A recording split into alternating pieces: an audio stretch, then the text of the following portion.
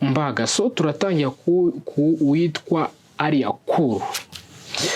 Umukinnyi wa filime Isimbi Alliance uzwi nka Aliakuru yasuye abatuye Masisi muri Repubulika Iharanira Demokarasi ya Kongo cyangwa muri RDC ahitwa ku nkuru mu gace katwitsemo na FDLR mu 2023. So ahangaha uko inkuru yakomeze Inyarwanda ikomeza ivuga inkuru, naho Aliakuru yasuye abatuye Masisi aho yabashyiriye ibyo kurya, ibyo gukoresha, ibyo kwambara n'ibyo kunywa. No mu ifoto muri kubibona hamwe FDLR inshuro bagezeho ingaruka n'intambara imaze iminsi ndetse n'abangamira imfashanyo ziri mu bikorwa by'imiryango n'imyidagaduro. Abahanzi benshi cyane bariyo, hariyo abahanzi nka ba King James, ba Riderman, ba Juno, ba Wezi, ba Neringabo ndetse n'abanyamakuru benshi cyane batandukanye. So Iwacu Muzika Festival twakoze iki kiganiro cyayo n'abahanzi bazitabiramo, ndetse n'uwo bita Kidi nawe i Musanze ubwo azaba joining mu gace k'i Musanze, nibwo nabonye yatangaje ku mbuga nkoranyambaga ze. So no ku mafoto muri kubibona kuntu byari ibicika kabisa. Hari indi post nshaka kubasomera. Abahanzi bagiye guhurira mu bitaramo bya MTN Iwacu Muzika Festival bafatanyije n'abandi bahanganiye muri East Africa Promoter itegura iri serukiramuco by'abanyamakuru b'imyidagaduro bo mu Rwanda n'imikino wa gicuti bahuriyemo. So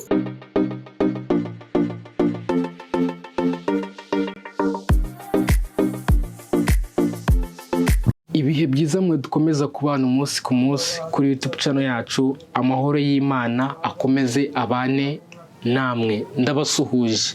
Ikaze kuri YouTube channel yacu, YouTube channel yanyu. Ni amakuru abagezweho y'imyidagaduro ndetse n'ibwotamasimbi, ni amakuru agenda avugwa ari update cyane. Twege slogan yacu bivuga iki? Twubake showbiz zacu nyarwanda iziramo ishyari, amacakubiri, kwangana, gutukana, gushyirana hanze ubwambure ndetse n'ibindi byinshi cyane byatuma tutuba ku musingi w'iterambere muri showbiz yacu nyarwanda. Nkakunda kujya mbaho urugero akenshi na kenshi mu biganiro byacu, nkababwira ngo uko igihugu cyacu cy'u Rwanda cyavuye habi mu mateka mabi, ayo mateka mabi tukaba twarasimbuje ameza, ubu ngubu tukaba dukataje mu iterambere. Rero tukabaye tubyigiraho muri showbiz yacu.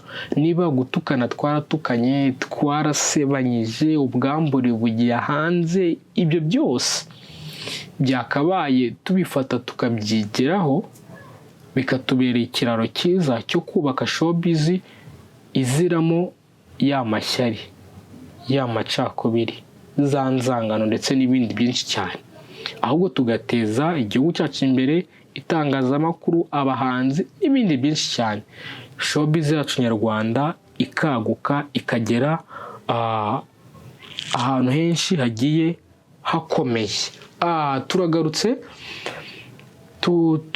tuganira, tugiye kwibanda ku makuru arimo aragenda avugwa ku mbuga nkoranyambaga. So turatangira ku witwa Aliakuru.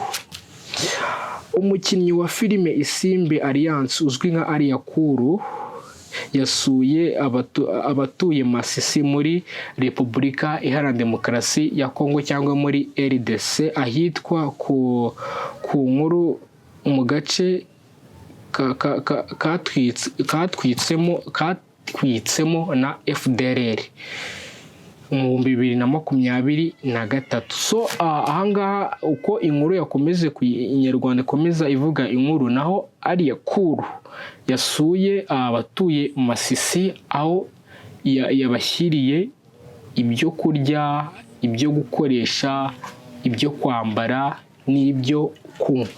No mu ifoto muri kubibona hamwe FDLR inshuro bagezeho ingaruka n'intambara imaze iminsi ndetse n'abangamira imfashanyo ziri mu bikorwa by'imiryango. So hano rero Aliya Cool yagiye ajyanye ibintu byinshi cyane, asura bano baturage, ni igikorwa cyiza cyane, aranabaganiriza, aranabafasha. Ahubwo twebwe iki ngiki nicyo dukeneye muri showbiz, gufasha abantu, aho byo kwirirwa ku mbuga nkoranyambaga utukana, usebya mugenzi wawe, ukora iki?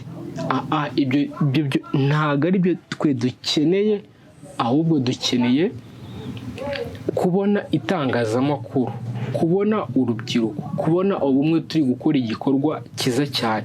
Igikorwa cyiza cyane Aliya Cool yakoze cyashimiwe n'abantu benshi cyane ku mbuga nkoranyambaga, muri comment, ndetse n'abasitari benshi bavuga ati Aliya Cool gufata ibintu bingana gutya, gufata amasuka, imiceri, ibyo kunywa, ukagenda ukabihereza abantu, kuko bivugwa yuko hano Aliya Cool yavutse i Masisi muri Kongo, muri ka gace leta ya Kinshasa ibiri kurwanya ati bariya ntabwo ari abakongomani, ni abanyarwanda. So rero yagiye kubasura, abaha ibyo kurya, abaha ibyo kunywa, igikorwa cyiza cyane, yashimiwe n'abantu benshi cyane. Gufata ibintu bingana kuriya ni igikorwa cya muntu cyatugeza ku iterambere. So Aliya Cool abantu benshi bamushimiye, nanjye ndi mu bantu bamushimiye, kuko Aliya Cool yakoze ibintu byiza cyane kandi biteza igihugu cyacu imbere. No kubona umukobwa mwiza nk'uriya, atari umukobwa wirirwa ku mbuga nkoranyambaga asileyinga, akora ubuntu bw'ubugoryi, ahubwo ari umukobwa ufite umutima n'urukundo wo gufasha muri rusange. Imbere y'uko Iwacu na Muzika Festival itangira, habaye umukino wahujije abanyamakuru ndetse n'abakinnyi n'abahanzi bazahura muri icyo gikorwa. Icya gikorwa cyiza cyane cyabereye muri Kigali Universal, inyubako nziza cyane igezweho y'imikino n'imyidagaduro. Abahanzi benshi cyane bariyo, hariyo abahanzi nka ba King James, ba Riderman, ba Juno, ba Ways, ba Neringabo, ndetse n'abanyamakuru benshi cyane batandukanye.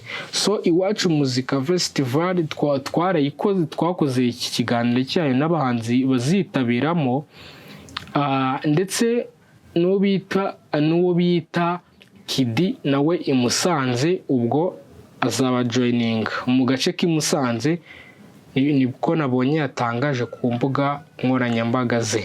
So no ku mafoto muri kubibona kuntu byari ibicika kabisa. Hari indi post nshaka kubasomera, abahanzi bagiye guhurira mu bitaramo bya MTN Iwacu Muzika Festival bafatanyije n'abandi bahanganiye muri East Africa Promoter itegura iri serukiramuco by'abanyamakuru b'imyidagaduro bo mu Rwanda n'imikino wa gicuti bahuriyemo. So byari byiza. Hano abahanzi banatsinze kabisa. Inkuru yindi tujyaho ni inkuru yavuzwe cyane ku mbuga nkoranyambaga y'umugabo bita Bari Tazari yamenyekanye cyane gufata video ngo aryamana n'abagore 400. Umushinjacyaha wo muri Guinée Equatoriale yasabye ko Bari Tazari n'abagore 400 yasabye gufungwa imyaka 18 kubera ibyaha byo kunyereza umutungo wo gukoresha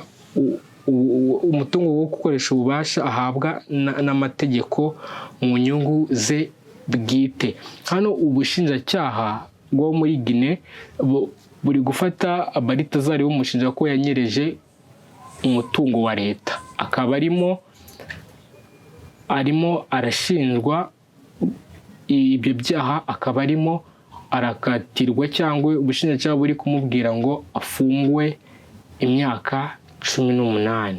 Turi kumwe, ciao ciao.